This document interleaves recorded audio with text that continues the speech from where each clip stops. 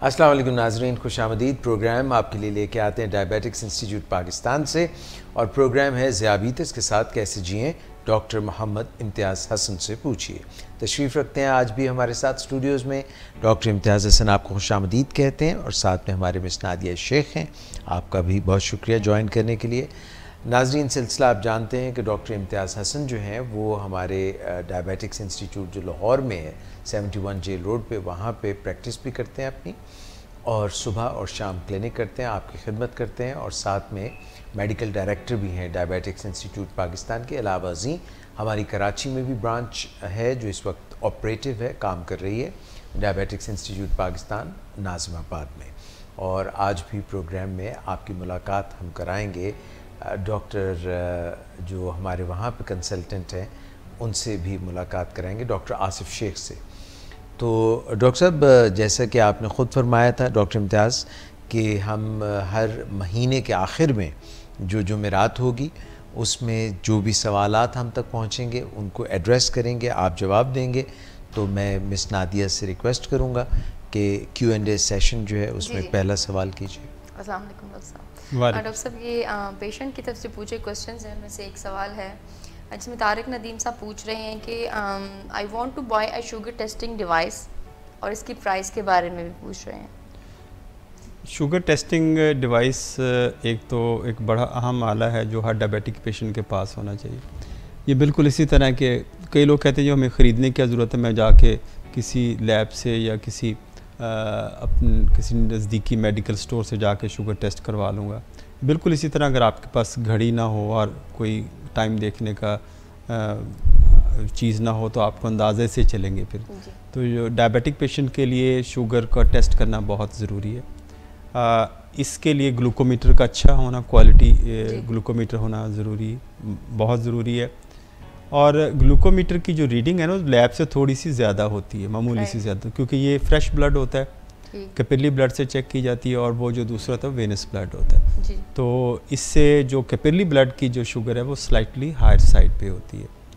तो इसमें हम जो अच्छे ग्लूकोमीटर की क्वालिटीज़ ये होती हैं, एक तो अच्छी कंपनी, रेनाउंड कंपनी है, मुख्तलिफ़ किस्म की जैसे कंपनी है, जो मैं आपको 2-3 नाम बता देता हूँ जो अच्छे हैं। एक्वाचेक के नाम से है, कंटूर TS के नाम से है, और दूसरा जो है इसमें फ्री स्टाइल ग्लूकोमीटर है। इस तरह की ये 3-4 अच्छे ब्रांड्स हैं जिसमें से आप ख़रीद सकते हैं। इसमें एक तो आफ्टर सेल वारंटी होनी चाहिए, जो आप सर्विस है अगर आप ले लेते हैं, खुदा न खास्ता ख़राबी हो वो ज़िम्मेदार हो। कुछ लोग स्टोर्स पे जाके बाहर से ग्लूकोमीटर ले आते हैं, उनके पास बेच देते हैं उसकी, लेकिन गारंटी नहीं होती, ना वारंटी कार्ड होता है। तो वारंटी कार्ड ज़रूर हासिल करें ताकि बाद में अगर कोई प्रॉब्लम तो वो उसको क्लेम कर सकें। दूसरा है कि इसके अंदर ग्लूकोमीटर के अंदर मेमोरी का होना ज़रूरी है, और साथ उसका जो डिवाइस है लेंसेट जिससे वो प्रिक करते हैं वो भी होता है कि वो लोग सिर्फ वैसे ग्लूकोमीटर भेजते हैं उस डिवाइस के बगैर। और उसकी स्ट्रिप्स ऐसी होनी चाहिए जिस पे कोडिंग वाला सिस्टम ना हो, कोशिश करें, क्योंकि मरीज़ के लिए बड़ा कन्फ्यूजनल होता है कि वो एक कोड की स्ट्रिप लगा रहा था और फिर दूसरे कोड की लगा रहा है, वो भी इस्तेमाल कर रहा हो तो और उसके साथ क्योंकि उसको कैलिब्रेट करना पड़ता है, ग्लूकोमीटर को उस कोड के हिसाब से एडजस्ट करना पड़ता है। तो मरीज़ के लिए बेचारे वो कहाँ इतना टाइम होता है या कुछ लोगों को इतना नॉलेज नहीं होता है। तो कोई ऐसा हो जिसके अंदर कोड फ्री वाला करैक्टर हो के, यानी उसमें कोड ना लगाना पड़े और आप जो भी स्ट्रिप उसमें डालें उसको यूज़ करें, और कोशिश करें ऐसी स्ट्रिप लें जो इंडिविजुअली पैक हुई हो। कुछ लोग डब्बी वाली ले लेते हैं स्ट्रिप्स, वो कई दफ़ा खुली रह गई, किसी बच्चे ने खोल ली को उसमें पानी डाल गया, या बरसात के मौसम में नमी हो गई और या धूप में रख ली, तो उस तरह एक उसके पे इफेक्ट जो उस पर क्योंकि जो केमिकल लगा तो उसमें चेंज आ जाती है। तो कोशिश करें कि ऐसी हो जो इंडिविजुअली पैक्ड, हर स्ट्रिप अलग-अलग पैक हो तो ज़्यादा अच्छा बेहतर हो। और स्ट्रिप लगाते हुए उसकी एक्सपायरी डेट ज़रूर देखें, ठीक है, कि बाज़ औक़ात एक्सपायर्ड स्ट्रिप के साथ रिज़ल्ट डिफरेंट आ रहा होता है, तो मरीज़ से परेशान भी होता है कि बहुत लो बता रहा होता है, कभी हाई बता रहा होता है, तो उसकी जो है एक्सपायरी डेट देखें। और तीसरा कि इसकी कीमत आजकल बहुत मुनासिब है, यानी इसकी जो वेरी अच्छे ग्लूकोमीटर की जो कीमत है वो 1500-1600 से लेके 3000 रुपये तक के दरमियान में है। तो इसमें आप ख़रीद सकते हैं और हर के पास होना भी चाहिए। बहुत शुक्रिया डॉक्टर साहब। एक और सवाल है जो मैं आपसे पूछूंगी, क्योंकि ये पूछा है जनाब, ये नाम है इफ्तिखारुद्दीन साहब। ये पूछ रहे हैं कि how to control type 2 and reduce weakness.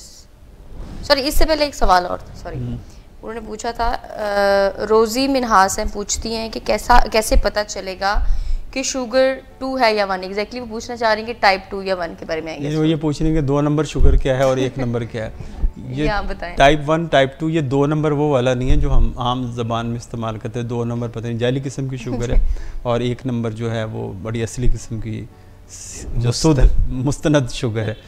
Type 1 जो है हम कई दफ़ा बात कर चुके हैं, यंग बच्चों के अंदर होती है, यंग एडल्ट्स के अंदर होती है। 30 साल की आमतौर पे उम्र ज़्यादा है, लेकिन इसके लिए कोई कैद नहीं है, कुछ लोगों को बड़ी उम्र में भी हो जाती है टाइप 1। और टाइप 2 जो है वो आमतौर पे 30 साल से ज़्यादा होते हैं, फैमिली हिस्ट्री होती है, मोटापे का शिकार होते हैं, तो इनके और ये ज़्यादा कॉमन है। टाइप 1 बहुत इतनी कॉमन नहीं है, तकरीबन 3 से 5% लोगों को टाइप 1 है। बाकी जो 95% लोग हैं वो टाइप 2 के डायबिटीज़ का शिकार है। तो कॉमन चीज़ टाइप 2 है। तो जो टाइप 1 को हम पहले दिन से इंसुलिन के ज़रिए मैनेज करते हैं, टाइप 2 को हम डाइट, एक्सरसाइज, तो उसके साथ लाइफस्टाइल मॉडिफिकेशन, साथ हम टैबलेट्स के साथ, इंसुलिन के साथ, GLP-1 एगोनिस्ट के साथ, तो डिफरेंट इसकी स्टेजेस हैं, उसके साथ उसको मैनेज किया जा सकता है। और इसलिए लेकिन कंट्रोल दोनों में जो है वो शुगर का होना बहुत ज़रूरी है।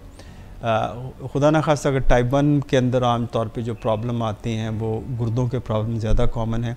अगर बच्चे जो छोटे बच्चे शुगर को कंट्रोल नहीं करते तो उनको नेफ्रोपैथी या किडनी के प्रॉब्लम होने का ख़तरा होता है, या दूसरी आँख के पर्दे की इन्वॉल्वमेंट ज़्यादा होती है, रेटिनोपैथी एंड नेफ्रोपैथी। इसके बरक्स ये दोनों चीज़ें टाइप 2 के अंदर भी होती है, लेकिन टाइप 2 में न्यूरोपैथी बड़ी कॉमन है, हार्ट डिजीज़ बहुत कॉमन होती है। तो अगर इसको कंट्रोल ना रखा जाए, लेकिन अगर कंट्रोल रखा जाए दोनों चीज़ों को तो इसमें कोई मसाइल पैदा नहीं होते। ठीक है, बहुत शुक्रिया डॉक्टर साहब। वो दोनों सवाल एड्रेस हो गए, वीकनेस वाला भी नहीं, टाइप 2, हाँ टाइप 2 को कैसे कंट्रोल किया जाए, ये उनका सवाल है ना। उन्होंने पूछा नहीं, ये किसी और ने पूछा, इफ्तिखारुद्दीन पूछ रहे हैं कि how to control type 2 and how to reduce weakness. देखिए, ये कहते हैं टाइप 2 को कैसे कंट्रोल करें। टाइप 2 को जो कंट्रोल करने की, जैसे मैंने भी बात की कि टाइप 2 कंट्रोल 3 उसके मराहिल हैं, डाइट, एक्सरसाइज और मेडिसिन जी। तो मैंने सबसे पहले क्या बोला, डाइट, फिर एक्सरसाइज का नाम लिया, फिर मैंने दवाई का नाम लिया। ठीक है। तो हमारे जो मोहतरम जो पेशेंट हैं वो दवाई को पहले बोलते हैं, डाइट एक्सरसाइज गोल कर देते। मुझे लग रहा था कि सवाल कवर हो गया पहले वाला, इसलिए नहीं। तो इसमें जो है ना, डाइट को जब हम पहले लेते हैं, एक्सरसाइज को दूसरे नंबर पे रखते हैं, तीसरे नंबर पे दवाई को, तो यानी कैटेगरी की है, तो दवाई का नंबर तीसरा है। तो पहली 2 चीज़ें हैं वो आपका 2/3 इलाज वो है, यानी डाइट को अच्छा कंट्रोल रखें, रेगुलर एक्सरसाइज करें, तो ये आपका 2/3 इलाज हो गया। मेडिसिन जो है तीसरे नंबर पे है, तो फिर मेडिसिन की बारी आती है। तो अगर हम मेडिसिन को ज़्यादा जोर दें और ये 2 चीज़ें लाइफस्टाइल मॉडिफिकेशन यानी जो डाइट और एक्सरसाइज को कंट्रोल ना करें, तो ये हमें वीकनेस होती है, जो इन साहब को भी है। जी। लगता है ऐसे कि इनकी शुगर कंट्रोल नहीं है। अगर इनकी शुगर कंट्रोल होती, इनकी एक्सरसाइज कर रहे होते, अपना खुराक का ख्याल रख रहे होते, तो वीकनेस के जो है वो चांसेस कम थे। तो इनको अपनी शुगर कंट्रोल करनी चाहिए। अगर ये मुनासिब हो, हमें नेक्स्ट क्वेश्चन में हमें अपना A1C भी लिख के भेजें। ये A1C रिपोर्ट है, 3 महीने की शुगर की ये रिपोर्ट है, और क्या दवाइयाँ वो ले रहे हैं, तो उसकी दवाइयों को एडजस्ट करवाएं अपने डॉक्टर से। और हो सकता है अगर इनकी वीकनेस दूर नहीं होती, हो सकता है इनको इंसुलिन की ज़रूरत हो। मिस नादिया, आपकी बंदूक में जितने सवाल थे आपने सब चला दिए हैं या अभी कुछ बाकी छोड़े? मैं एक कमेंट करना चाह रही, सवाल तो मैंने सारे कवर कर लिए, लेकिन अभी डॉक्टर साहब ने कहा कि डाइट या खुराक का ख्याल रखना ज़्यादा ज़रूरी। तो हमारे जो लोग हैं पंजाब में स्पेसिफिकली, वो समझते हैं कि डाइट का ख्याल रखने का मतलब है कि ज़्यादा से ज़्यादा खाना है, और मतलब खाने में ही पावर है या उसमें सेहत है। तो ये थोड़ी सी मिसअंडरस्टैंडिंग है। नहीं, मिथ्स बहुत सारी हैं जो डाइट के हवाले से हैं। डाइट वो कहते जी अगर हम खाना नहीं खाएंगे तो हम कमज़ोर हो जाएंगे जी, यानी हम अपनी ज़रूरत से ज़्यादा खाना खा रहे होते हैं। मैं एक आम जनरलाइज स्टेटमेंट ये देता हूँ कि एक इंसान को ज़िंदा रहने के लिए पूरे दिन के अंदर 2.5 से 3 रोटियों की ज़रूरत होती है। अगर इससे ऊपर वो कोई कर रहा है, ज़ाहिर है वो उस पर अपने आप पे जुल्म कर रहा है, लोड ज़्यादा बढ़ा रहा है अपने कमज़ोर लबलबे पे। तो ये इसका है कि हम ज़्यादा खाना खाना इस बात का नहीं है कि हमें कमज़ोर हो जाएंगे, हमें अपनी आदत को बैलेंस्ड फूड की तरफ लेके जाना कि खाना देखें जितना हम कम खाते हैं तो उतना हमें जो है हमारे जो देखें सिंपली के लबलबा है हमारा भी एक समझे कि कमज़ोर घोड़ा है। अगर कमज़ोर घोड़े को आप ज़्यादा देर तक दूर तक लेके जाना चाहते तो उस पर अपना जो वज़न है वो कम ला देंगे जी। तो अगर आप उस पर फुल ला देंगे तो क्लैप्स कर जाएगा वो, ठीक है, वो गिर जाएगा। तो इसी तरह हमारा जो पैंक्रियास है वो उतने इस लेवल की इंसुलिन नहीं बना रहा, उसके 50% जो सेल्स हैं वो काम कर रहे हैं, इंसुलिन बना रहे हैं। तो उस पर हम लोड अगर ज़्यादा लोड डालेंगे, पराठों का 3-3 रोटियों का, 2-2 रोटियों का एक वक्त में, निहारियों का, तो वो बेचारा वो जल्दी जवाब दे जाएगा, दवाइयाँ बढ़ जाएंगी और हम दूसरे प्रॉब्लम का शिकार हो सकते हैं। ये है जनाब असल बात। इसीलिए वो मशहूर गाना जो डॉक्टर साहब ने कहा ना, घोड़े वाली बात, कि अगर आप चाहते हैं कि देशों का राजा जो है वो ठीक रहे और वीर मेरा घोड़ी चढ़े तो फिर जो है ना अपना ख्याल, लोग तो बदपरहेज़ी इसलिए करते हैं, वॉक इसलिए करते हैं ताकि वो बदपरहेज़ी कर सकें। बैलेंस करना बड़ा ज़रूरी है। अच्छा जी डॉक्टर साहब, ये बड़े मुख्तलिफ इकसाम किस्म के छोटे छोटे सवाल हैं, छोटे छोटे रैपिड फायर। मकई का आटा कैसा रहेगा शुगर के लिए? हाँ, मकई का आटा से जैसे मकई की जो रोटी है ना, इसके अंदर आपको पता है कि ये बड़ी अच्छी चीज़ है, लेकिन इसको कम यूज़ किया जाए। इसके अंदर ग्लूटेन नहीं होता, इसमें जुड़ती नहीं है, आपको पता है। तो ये ग्लूटेन नहीं होता, बनाना थोड़ा सा मुश्किल होता है। लेकिन वो लोग जो पेशेंट जो टाइप 1 है, जिनके अंदर सीलिएक डिजीज़ हमने बात की है, जिनके अंदर ग्लूटेन वो डेफिशिएंसी, वो एंजाइम जो उसको जो करते हैंडल कर रहे होते हैं, जो रिसेप्टर्स वगैरह, तो उसमें ये उन लोगों के लिए मुनासिब है, वो यूज़ कर सकते हैं गंदम की जगह ये मकई का आटा। लेकिन मकई का आपको ये सुन के हैरानी होगी, जो ग्लूकोज का सोर्स है, जो हम जो आपको देखे कि बाज़ारों में, मार्केट के अंदर, स्टोर्स पे ग्लूकोज मिलता है, तो उसका वो इससे बनाया जाता है, मकई से बनाया जाता है। It's a good source of glucose. इससे शुगर आमतौर पे हाई हो जाती है। इसको बड़ा लें, मुनासिब मिकदार में यूज़ करें। कभी कभी अगर सरसों का साग हो फिर ले सकते हैं, तो फिर साथ में जो मकई की रोटी है ना, दूसरे आटे में मिक्स करके जैसे डॉक्टर साहब ने बना ली जाए तो हाँ, उसके साथ थोड़ा सा, क्योंकि इसका मसला, इसको पकाना काफ़ी मुश्किल है। लेकिन अगर आपने जैसे वो बड़ी माउथ वाटरिंग है कि क्या कि अगर साग है, मौसम भी है, फिर आप कहेंगे भी हाँ चला गया, नहीं आप ये भी कहेंगे थोड़ा सा मक्खन का पेड़ा भी हो और साथ साग भी हो और लस्सी भी हो, और फिर लवाजमात तो यही बनते हैं। उसके बाद तो फिर नींद होगी और कोलेस्ट्रॉल चेक कराना पड़ेगा। सर मैं जरा खा के आ जाऊं। वो गाना है मिस, एक तेरे बाजरे दी राखी अड़िया मैना बहंदी रहे, तो ये बाजरा भी सर, बाजरे की रोटी अच्छी होती है, इसलिए राखी बैठना काफ़ी ज़रूरी है। सरसों का साग ते मक्खन मकई, ठीक है, गाना ये भी है। अच्छा डॉक्टर साहब, ये कुछ सागुदाना भी कहते हैं कि ये कैसा रहेगा शुगर? सागुदाना बड़ा अच्छी चीज़ है, हाई फाइबर है, इसका दलिया लोग बनाते हैं, दूध के अंदर पकाते हैं, बड़ी अच्छी चीज़ है ये नाश्ते के। अगर जो डायबिटिक पेशेंट यूज़ करना चाहें तो इसको यूज़ कर सकते हैं। वेट रिड्यूस करने के लिए यूज़ कर सकते हैं, लेकिन फिर फैट फ्री मिल्क के अंदर बनाएं, जो 1% फैट वाला मिल्क हो। ये नहीं कि वो मलाइयों वाला दूध हो और जो आप खालस जिस पे इतनी मोटी मलाई हो उसके अंदर आप जो दलिया बना रहे हो, तो उसको यूँ भी कर सकते हैं कि पहले पानी में पका लो, फिर थोड़ा सा दूध डाल के, जैसे हाँ वैसे ऐसे किया जा सकता टेस्ट के लिए। अच्छा सर, ये एडवोकेट हसीब रऊफ़ सिद्धू साहब हैं, ये पता नहीं अब जो हमारे बॉर्डर पार सिद्धू साहब हैं उनके कुछ लगते हैं, वो तो बेचारे आजकल काफ़ी मुश्किल में हैं। कहती हैं मेरी मदर को 8 महीने हुए डायबिटीज़ हुए, वो एक दवा का नाम ले रहे हैं गेटफॉर्मिन, वो इस्तेमाल कर रही हैं, तो क्या ये ठीक है? ये एक जनरलाइज सा सवाल है। देखिए यूज़ इस्तेमाल कीजिए। गेटफॉर्मिन बेसिकली इसके अंदर ग्लेमिप्राइड है और मेटफॉर्मिन का कॉम्बिनेशन है जी, कम्बो इसको मेडिसिन कहते हैं, 2 in 1 कॉम्बिनेशन है जी। अगर तो उनको सूट करता है तो ले सकती हैं, लेना चाहिए, लेकिन थोड़ा सा इससे इशू होता है कि इससे वेट थोड़ा सा बढ़ जाता है। अच्छा, तो कोशिश करें इनिशियली जब हम ट्रीटमेंट स्टार्ट करते हैं तो उन अद्वियात का आपका डॉक्टर इंतखाब करे, अगर आप ओवर वेट हैं या वेट ज़्यादा है, जो वेट को भी कम करें और शुगर को भी कंट्रोल करें। अच्छा, तो डॉक्टर साहब और सवालात जो आपकी तरफ हम ला रहे हैं उनमें मैं ज़रा जल्दी से स्क्रॉल डाउन करके माज़रत चाहता हूँ, कुछ सवाल हमारे आगे पीछे हो रहे हैं। मैं ये आ गया जी। ये है कि डॉक्टर साहब ये बड़ा मुख्तलिफ सा सवाल है।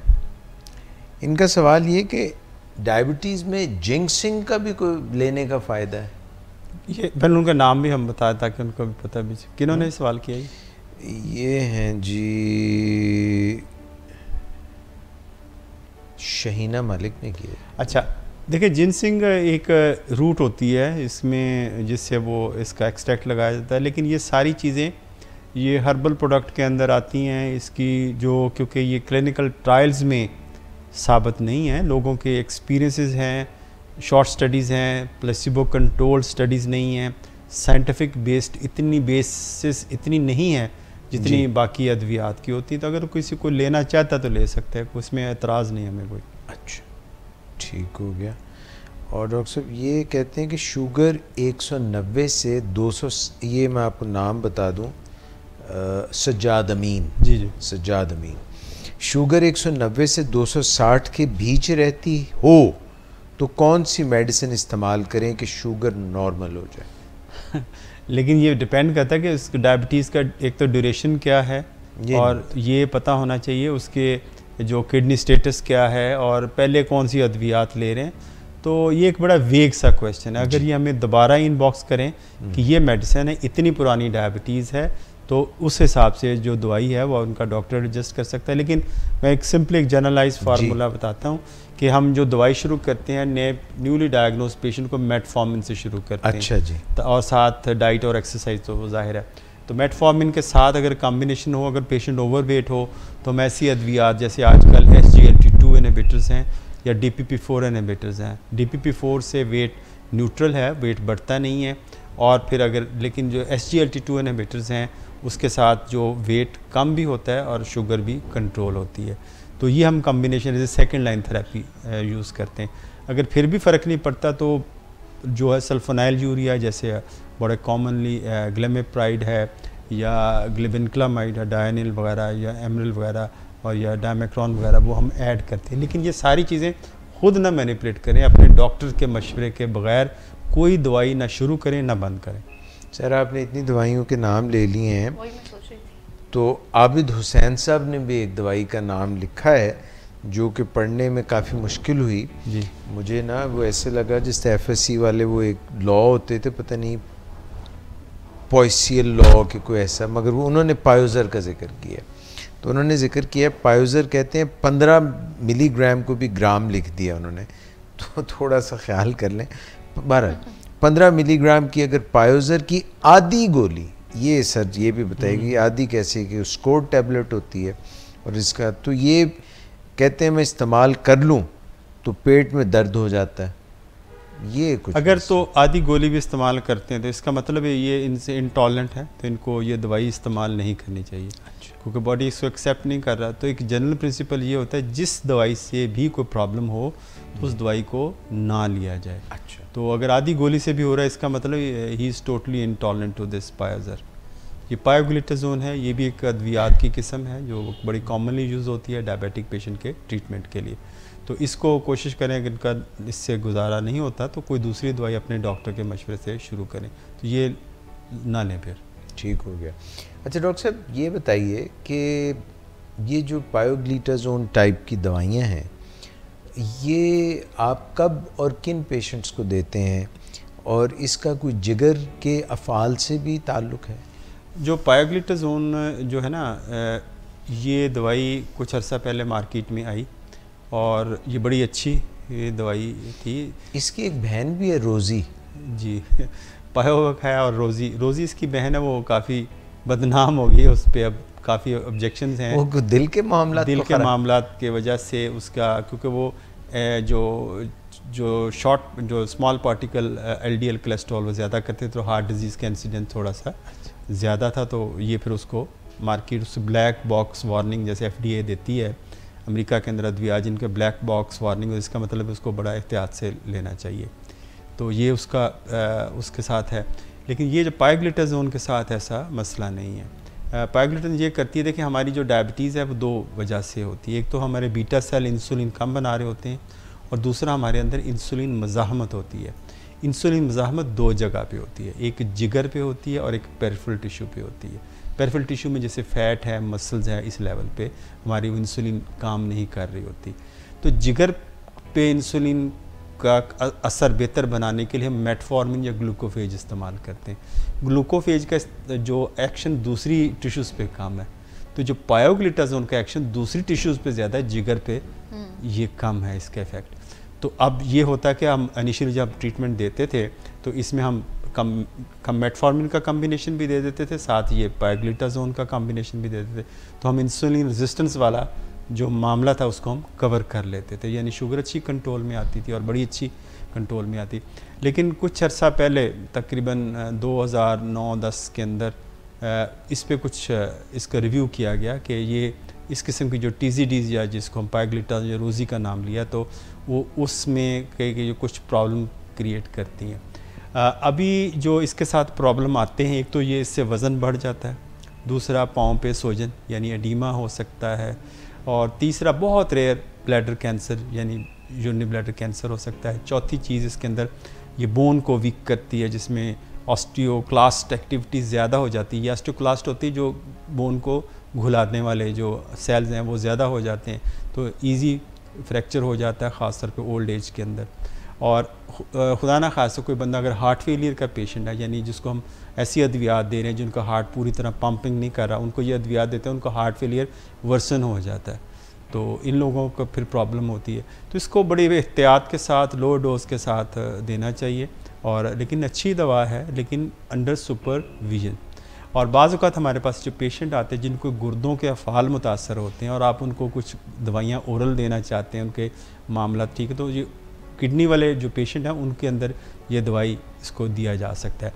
अच्छा, इसका इफ़ेक्ट ये होता है और कि ये जिगर के बाज़ का जो चर्बी होती है जिसको हम फैटी लिवर डिजीज़ कहते हैं, उसके अंदर भी बड़ी ये मौसर दवा साबित हुई है, और जिसको हम non alcoholic fatty liver disease कहते हैं।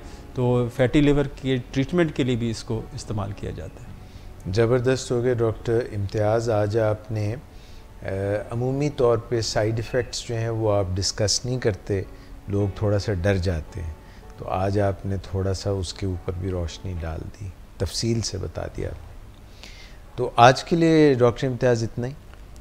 आज का जो क्वेश्चन एंड आंसर का सेशन था, मिस नादिया आपका शुक्रिया, आपने भी बड़े अच्छे सवालात किए। डॉक्टर साहब once again thank you for being here.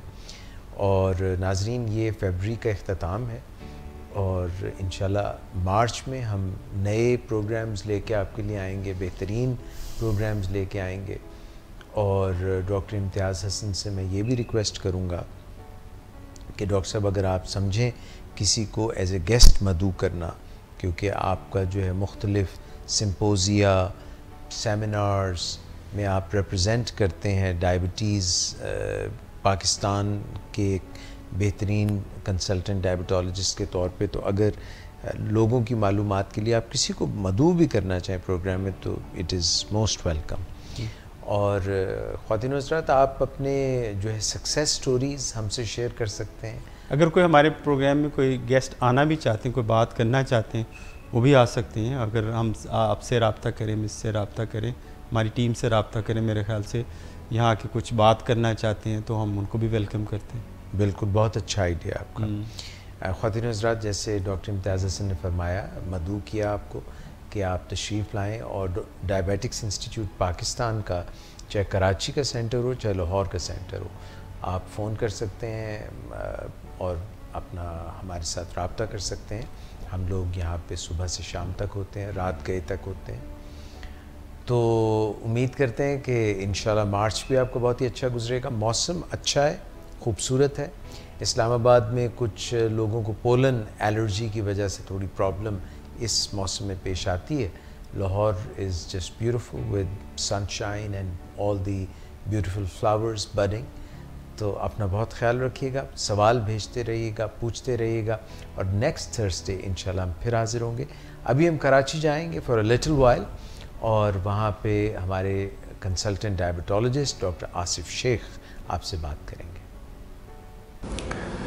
अस्सलाम वालेकुम नाजरीन, doctor Asif Ali Shaikh, consultant physician diabetologist, diabetic institute Pakistan Karachi से मुखातिब हूँ।